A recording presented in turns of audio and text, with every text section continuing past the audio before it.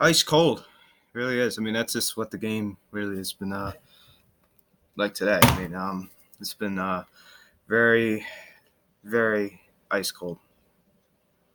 I guess the bats just didn't decide to show up today. I guess what happened today. I guess. Yeah. Pretty embarrassing loss as the Phillies lose 6-2 in the first game of a day-night doubleheader.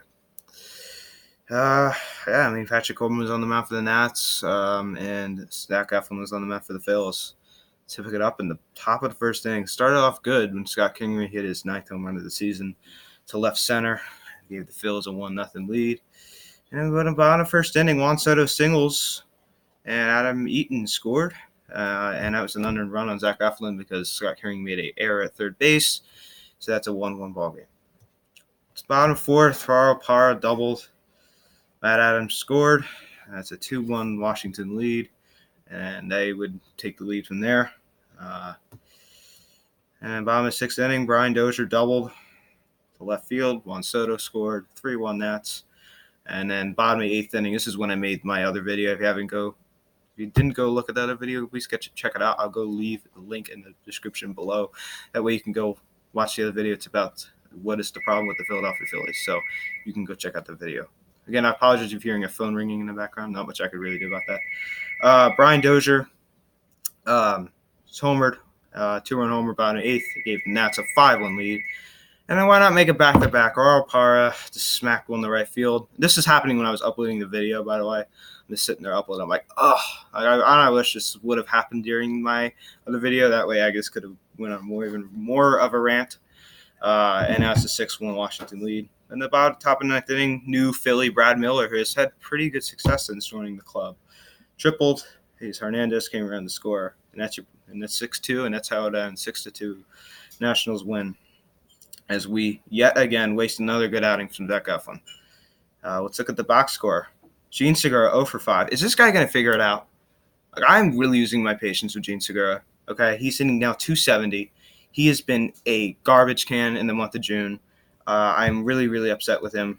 He's hitting 220 in his last 30 games. He's hitting 169 in his last 15. He's hitting 100 in his last 7 games. That's concerning. He'll come out of it, but he's been god-awful this past month. He needs to figure it out. Bryce Harper 0 for 2, did walk 2 times. He lined out. He grounded out the first. It's just Scott Kingery 2 for 4. This guy's just been unbelievable.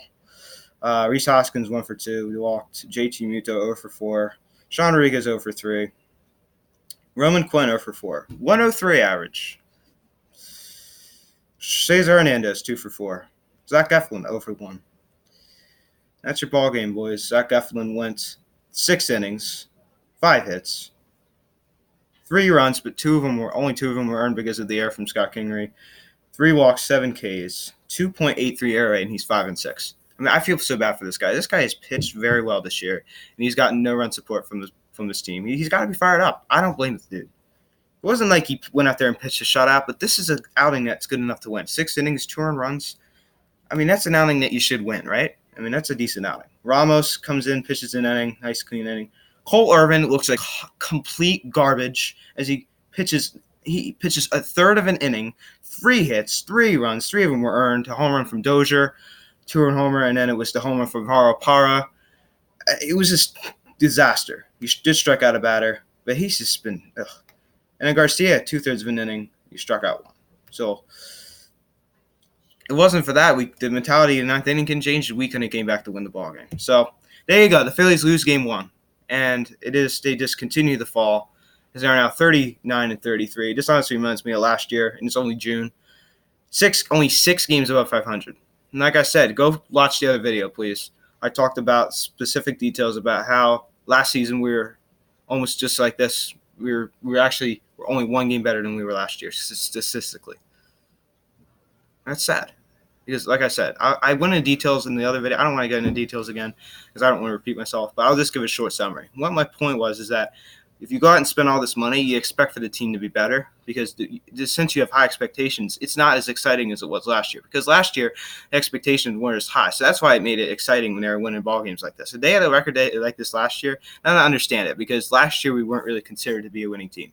When you go out and spend all this money, on players, then I expect a winning team. I expect a World Series caliber. Not World Series caliber. I expect maybe like NLCS caliber. I can never say that word. Caliber, whatever the word is. I can't say the word. It's so hard to say. Team. You expect that kind of team. You expect an NLCS type team. And we're not getting that right, not kind of production right now. And I talked about like the whole family chemistry type aspect of it, the positive clubhouse vibe. I talked about more about that in the other video. Like I said, the link will be in the description below to go watch that other video. I literally just made it not even 20 minutes ago. So 2 videos back to back, like without like 20-minute break or so. Yeah, so the Phillies lose 6-2. This is a disaster. And we better win game 2, but Arrieta's on the mound. Do you feel confident with that guy in your mound? I don't think so. Max Scherzer's on the mound for DC. He's 5-5 at a 2.81 ERA, but he broke his nose. So, yeah, but he could still probably. But he could still pitch, obviously, through a broken nose. But, yeah, he's going to start game 2 anyway because he's Max Scherzer. I mean, what do you expect out of Max Scherzer? He's Max Scherzer, man. He's a beast. So we're going to see Harper versus Scherzer. A lot more people will be at the game 2 because it's it was an afternoon game, but this team needs to wake up, and they need to understand that this is a position that they're just wasting and throwing down the drain, and they need to wake up fast because the Braves are hot right now, and even though they lost last night, they're still overall a very hot team right now, and they better figure it out because they're going to find themselves in a very, very tough position, very, very tough position. And another thing I talked about is how we don't even have one position player in line to make the All-Star game. Does that not make you upset? Well, first of all, the fraud voting. I'm going to make a video about All-Star voting, about how crappy it is. Brian McCann. How in the world is Brian McCann leading JT Realmuto? That makes no sense. That is absurd. With the All-Star voting is going on, that is absurd. That is absurd. How is Brian McCann ahead of JT Realmuto? That is absurd. It's ridiculous. It's unacceptable. How is he ahead of JT Realmuto? I don't get it. How? How is that even possible? How? I don't get it. Makes no sense to me. I just don't understand. Beats me because I have no idea. The fans are just ridiculous. I guarantee you those stupid Braves fans are just being fraud voters.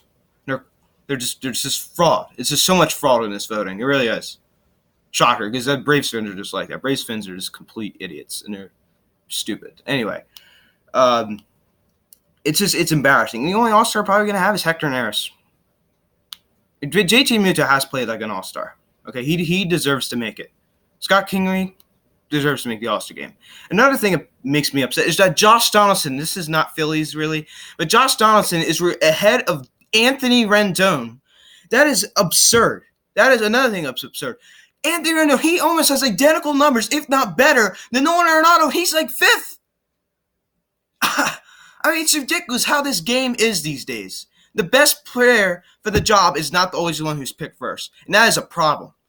That is a problem. All-Star should be the best player, not someone who has a good personality. It should be about the statistics of the player, not personality. Oh, this guy's, he's boring. Let's not vote for him. Let's vote for the guy who's an absolute D-bag. Let's vote for this guy. The voting is ridiculous. Okay, I vote 10 times a day. Okay, but some other fans go into the stadium, they get more ballots than that. Because I have 2 email accounts, so I vote on my other one and I vote on the other one. You know who I vote for. So I vote for mostly Phillies, but yeah, guys, it's very, very upsetting. Gene Segura has not been firing all cylinders. I feel like when he's going good, this team's going good. And he has not been going good, and so is the team. We're under 500 in the month of June.